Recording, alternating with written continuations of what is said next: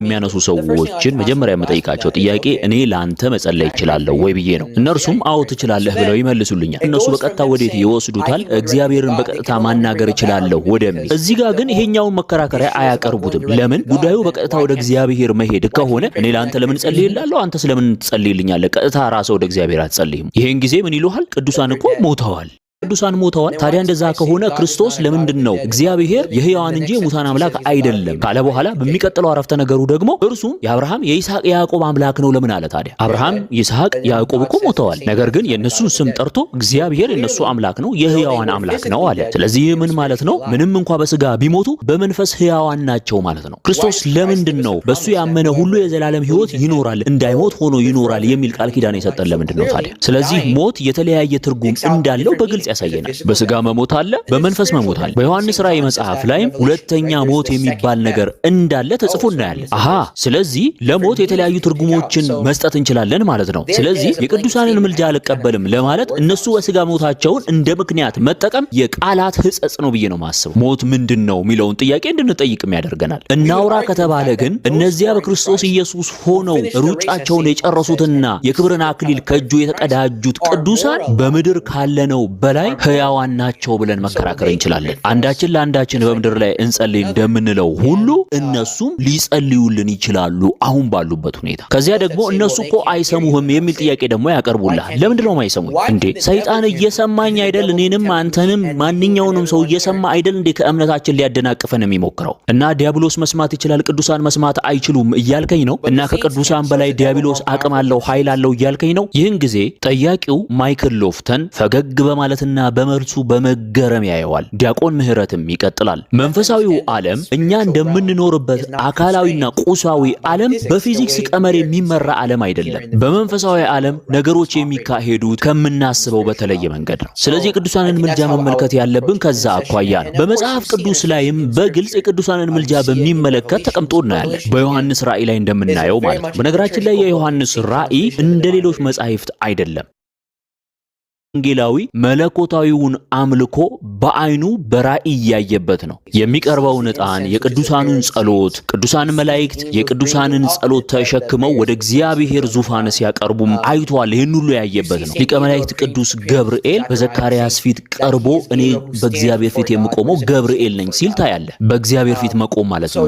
በመጽሐፍ ቅዱስ ውስጥ እነዚህን ሁሉ መጻሕፍት ማስረጃዎች ማግኘት ትችላለህ። ለቅዱሳን ክብር ስግደት ይገባል በሚለው ጉዳይም ተመሳሳይ ነገር ነው። መጻሕፍት በጣም ብዙ ነገር ብለዋል። እንደውም በመጽሐፍ ቅዱስ ከቅዱሳን በተጨማሪ ለማንኛውም ሰውና ለአንዳንድ ነገሮችም ጭምር ስግደት እንደዚሁም ደግሞ አክብሮት ሲሰጥ ትመለከታለህ። ለምሳሌ ያዕቆብ በወንድሙ በኤሳው ፊት 7 ጊዜ ተደፍቶ ሰግዷል። በተመሳሳይ ኢያሱ በታቦቱ ፊት ሌሊቱን ሙሉ ተደፍቶ ሲሰግድ ያደረበት ጊዜ አለ። በመዝሙረ ዳዊት መዝሙር 98-99 ላይ ደግሞ ከእግሩ መረገጫ በታችም ይሰግዱለታል ይላል። ይኸውም የእግሩ መረገጫ ሲል የቃል ኪዳኑ ታቦት መሆኑን እንገነዘባለን። ስለዚህ የአክብሮት ስግደት በመጽሐፍ ቅዱስ ብዙ ቦታ ላይ ተጠቅሶ ልትመለከት ትችላለህ። በምሳሌ ላስረዳ። ለባንዲራህ ሰላምታ ብትሰጥ፣ ለሀገር መሪ አክብሮትና ክብር ብትሰጥ፣ ሰዎች የሀገር መሪዎቻቸውን ሲያገኙ ጩኸትን እያሰሙ ሰላምታን እያሰሙ በድምጽ የሚደግፉበት መንገድ ማለት ነው። በነገራችን ላይ ስህተት አይደለም ይሄ። ቅዱስ ጳውሎስን በመጽሐፉ ላይ ወደ ሮሜ ሰዎች ምዕራፍ 13 ላይ ሰው ሁሉ በበላይ ላሉ ባለስልጣኖች ይገዛ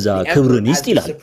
ታዲያ ለገዢዎችና ለመሪዎች የምንገዛ ከሆነ ለምንድነው በጌታ በኢየሱስ ክርስቶስ ለኖሩ የመጨረሻውን የሰማዕትነትን ዋጋ ስለ ፍቅሩ ለከፈሉ የጌታን ስም በሰዎች ልብ ላይ ለመጻፍ ሲሉ ሕይወታቸውን ሙሉ ለሱ አሳልፈው ለሰጡ ቅዱሳን ክብር ማንሰጠው እንዴት ነው ታዲያ? እኔ ለእንደዚህ አይነት ክርክር ምክንያቱ ምን እንደሆነ አይገባኝም። በመልሱ ላይ የፕሮግራሙ አዘጋጅ ማይክል ሎፍተን ምንም ሊለው አልቻለም። ሊጠይቀው የፈለገም አይመስልም። በቀጥታ ወደ ንግግሩ ብቻ እንዲያመራ ራሻ ላይ የተጠየቅኩት ጥያቄ ሲገርመኝ ግን በጣም ይቅርታ ማይክል፣ ምናልባት ቶሎ ለመመለስ ብዬ እየፈጠንኩኝ እንዳይሆን ይህን ጊዜ ማይክል ችግር የለውም ማረ ቀጥል በማለት ምልክት ይሰጠዋል። ስለዚህ ቀጣዩ ጥያቄ የእመቤታችን የአምላክ እናት ዘላለማዊ ድንግልናን የሚመለከት ነው። በብሉይ ኪዳን ላይ በርካታ ተምሳሌታዊ አገላለጾች አሉ። ለምሳሌ የቃል ኪዳኑ ታቦት ማንም ሰው የማይነካው ከነካው ግን በእግዚአብሔር እሳት የሚቀሰፍ ነው። በተመሳሳይ በነብዩ ሕዝቅኤል የተዘጋች ደጅ ከኃያላን ጌታ በቀር ማንም የማይገባባት እሱ ገብቶባታልና እያለ የሚገልጸውን አገላለጽ ከተመለከትን ብዙ ማስረጃዎች ማግኘት እንችላለን። ነገር ነገር ግን ተምሳሌታዊ አገላለጾቹን ለጊዜው እናቆያቸውና አንድ ጥያቄ ብቻ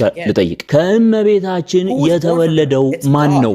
እግዚአብሔር አይደለም ወይ? ዲያቆን ምህረት ጠንከር አድርጎ ሲናገርም እንደዚህ አለ። እኔ ምን አስባለሁ መሰለ? የእመቤታችንን ዘላለማዊ ድንግልና የሚክዱ ሰዎች ስለ ክርስቶስ የንስጥሮስን አይነት አመለካከት ያላቸው ሰዎች ናቸው። ክርስቶስ የሆነ ሰው ብቻ ነው ብለው የሚያስቡ ሎቱ ስብሐት። የእነሱን ቃላት በመዋስ የራሱ ይቅርታ ጠይቃለሁኝ እኔ። ነገር ግን እነሱ የሚያስቡት እንደዛ ነው። በደንብ ማስታወስ ያለብህ ነገር ግን እመቤታችን እሱን በጸነሰች ቅጽበት እንደ ሌሎች ሰዎች ማህፀን መሆኑን አቁመዋል። እንዲያውም እንደ ቅድስት ቤተክርስቲያናችን አስተምህሮ ሰባተኛ ሰማይ ነው የምንለው። ለምን?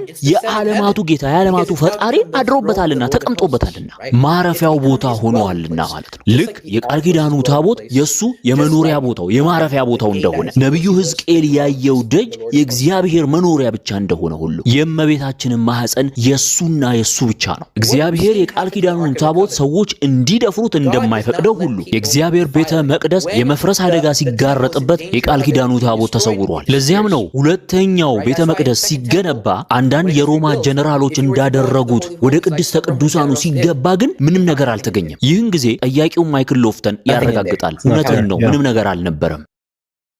ምህረት ይቀጥላል። አየህ እግዚአብሔር የቃል ኪዳኑ ታቦት እንዲረክስ አይፈልግም። የእመቤታችንም ጉዳይ ከዚሁ ጋር ተመሳሳይ ነው። ማንም እንዲነካት ማንም እንዲያረክሳት አልተፈቀደም። ሩካቤ ስጋ መጥፎ ነገር ነው ተብሎ ይታሰባል እያልኩህ ግን አይደለም። እያልኩህ ያለሁት እግዚአብሔር ራሱ ሊወለድበት ያዘጋጀውን የጠበቀውን ማህፀን ሰው እንዲነካው በፍጹም ሊፈቅድ አይችልም እያልኩህ። ምክንያቱም የእመቤታችን ማህፀን የሱ ብቻ ማረፊያ ስፍራ። ስለዚህ በእመቤታችን ዘላለማዊ ድንግልና ላይ የቤተክርስቲያናችን አስተምህሮ ይሄ ነው። እመቤታችን የእግዚአብሔር እናት ናት፣ አምላክ ናት ስንል በተመሳሳይ በመጻሕፍት ላይ እግዚአብሔር ቀናተኛ አምላክ መሆኑን ደጋግሞ ነግሮናል። የእርሱ የሆነን ነገር ከማንም ጋር አይጋራም። በነገራችን ላይ እናንሳ ከተባለ የእመቤታችን ዘላለማዊ ድንግልና ከጥንታዊ የክርስቲያን አባቶች አስተምህሮ ውስጥ ጭምር የነበረ ነው። በዚህ ጉዳይ ላይ ቅዱስ ጄሮም ከማን ጋር አንድ ጠንካራ ክርክር አድርጎ ነበረ። ይቅርታ ስሙ ሊጠፋብኝ ነው መሰለኝ። መምህር ምናልባት አንተ ካስታወስከኝ በማለት ዲያቆን ምህረት ፕሮፌሰር ማይክል ሎፍተንን ይጠይቀዋል። ስሙ ሄልቪ እንግዜ ፕሮፌሰር ማይክል ሎፍተን ሄልቬዲየስ ማለትህ ነው በማለት ይመልስለታል። ዲያቆን ምህረትም ሄልቬዲየስ ልክ ነህ። አዎ ቅዱስ ጄሮም ከሱ ጋር በዚህ ጉዳይ ላይ በጣም ጠንካራ ክርክር አድርጎ ነበር። ምክንያቱም ሄልቬዲየስ እመቤታችን ድንግል አይደለችም ብሎ ነበረ ሲከራከር የነበረው። ቅዱስ ጄሮም ግን በእመቤታችን ጉዳይ ቀልድ እንደማያውቅ የምታውቀው በሰላማዊ ቋንቋ ካናገረው በኋላ አንተ የሰይጣን ልጅ ብሎ ነው የጠራው። ይህን ጊዜ ማይክል ሎፍተን መሳቅ ይጀምራል። ዲያቆን ምህረትም አፉ በሳቅ እንደታፈነ ለምን ይመስልሃል? ምክንያቱም ስለ እመቤታችን ስለ እናታችን በዛ መንገድ ልትናገር አይደለም ልታስብ እንዴት ደፈርክ በማለት ነው። ስለዚህ ይሄ ቀደምት አባቶች የፈጠሩት ትምህርት አይደለም። ሉተር እንኳን በዚህ ያምን ነበር። ታምናለህ? ሉተር እንኳን በእመቤታችን ዙሪያ ባሉ አብዛኞቹ አመለካከት ያምን ነበር። ለምሳሌ ዘላለማዊ ድንግል መሆኗንና ንጽሕት ፍጽምት መሆኗን ይቀበል ነበር። ማረጓን እንኳን ያምን ነበር። ده موبايل بجد